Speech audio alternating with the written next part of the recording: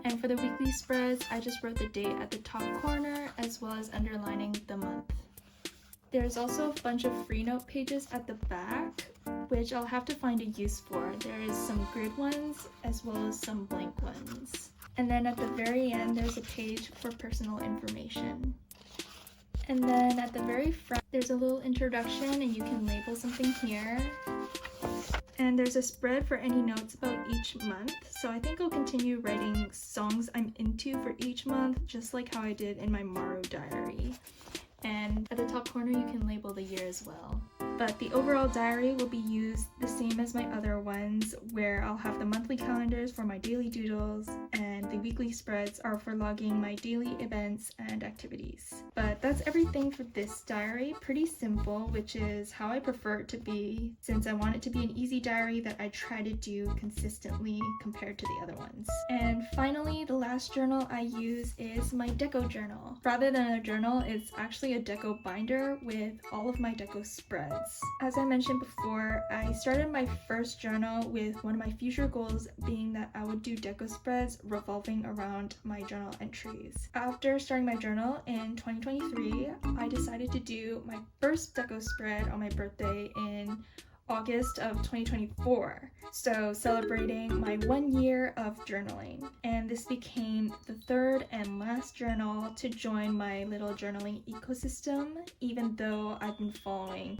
artists and creators around the deco journaling community for way longer than before I even started journaling. So deco journaling has been something that I've been wanting to do for a really long time, and it became the last journal to join my little ecosystem. But this binder is from Something Beloved, and it was really daunting to decorate a cover that I would always be seeing at the front. So instead I put a postcard and a photo card here temporarily, but I ended up never really changing it after I put it in here, so I think I'm gonna keep it as it is for now. But inside my binder, I also have this little zipper pouch, which I was going to decorate with stuff, but ended up just tossing a bunch of loose stickers in here and calling it a day. And I've already mentioned my deco binder a few times already, but in here I keep all of my deco spreads, which are based on select journal entries, which I just refine a little bit more grammatically and also in terms of the overall content. So even though I already don't journal consistently, my deco spreads are even less consistent since I don't do deco spreads for each and every journal entry either. And I try to deco in a theme that matches the content of the journal entry, so I have a lot of sticker sheets, sticker books, which help me make cohesive spreads with a bunch of different stickers.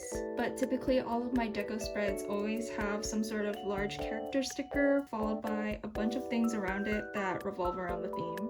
But one of the things that I struggle with is doing spreads without just following a monochromatic color palette, which is something I'm trying to work on. But since my deco spreads are in this binder, I used designed inlay pages for my spreads, and one of the things that was difficult was that because I have two sides for a spread, the back of this page should be the next spread, but if I want to use a different inlay design instead, there ends up being this blank, awkward spread here, especially since the styles are so different. But I guess it can't be helped if I want to use a different design for my next spread. In more recent spreads, I kind of plan it out more so that I use inlay designs that kind of blend the themes that I want to use for the current spread as well as the next spread together, but I'm actually super behind on my spreads, so I'm actually still catching up on 2025 spreads. But since the journal entries itself are already written out, I can kind of plan what sort of spreads I want to do and what inlay pages might transition best so that I can use the front and back of the inlay page rather than having a blank spread. But let me show the rest of my deco. I always really like trying new things in deco spreads. It's super fun and overall a really relaxing and wholesome hobby. Sometimes I don't like how a spread turns out, but even if I do, I'll usually end up liking it after some time. I actually spend a lot of time doing these spreads, so each spread will take me hours to do just because I'm so indecisive and I'm always playing around with all the different stationery that I have. But the entire process is super fun and therapeutic.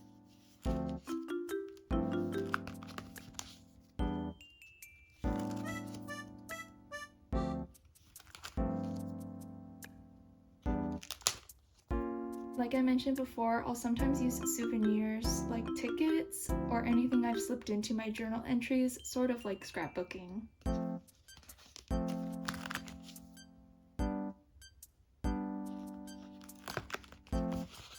I'll also sometimes use my printing box prints, which also make it easier to deco just because I'm only decoing one side.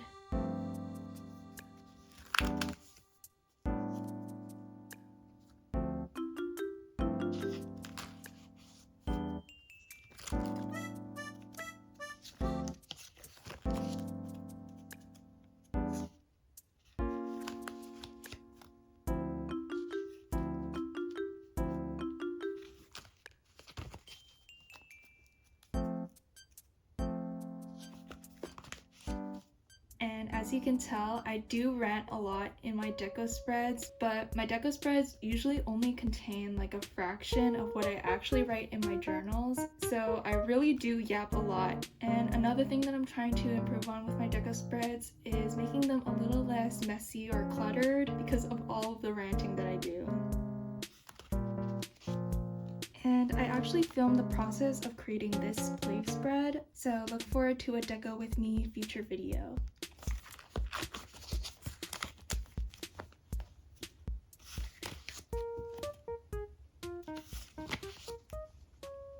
And that is all of my completed spreads that I have as of now.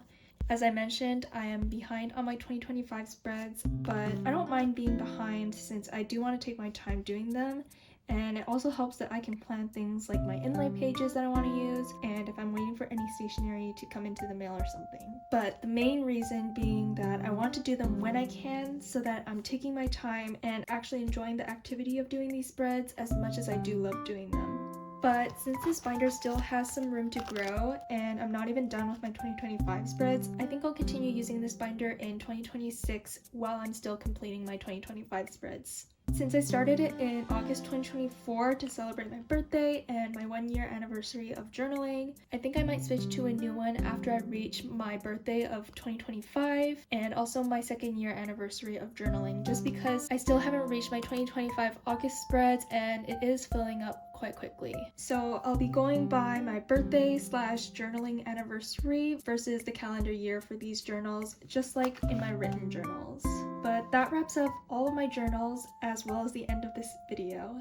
It's crazy how long I've been journaling and only mentioned about them in passing here and there in my videos or sharing things like stationery hauls, but nothing about introducing my journals itself. So I'm really happy that I was finally able to share my journaling ecosystem that has been working well for me for over the past 2 to 3 years. And I know I said this about my written journals, that it's something that I write just for myself, but really all of these journals, I'm doing them for myself and not anyone else. It's a hobby that I started up really seriously for myself, and I'm really proud of my whole journaling journey and for keeping it up with genuine intentions. It's something that I really cherish and enjoy doing, and I want to continue doing it for a really long time. But I hope you all enjoyed watching and that your 2026 has been off to a good start. Let's have an amazing 2026 together and stay warm and well for the remainder of winter. See you next time!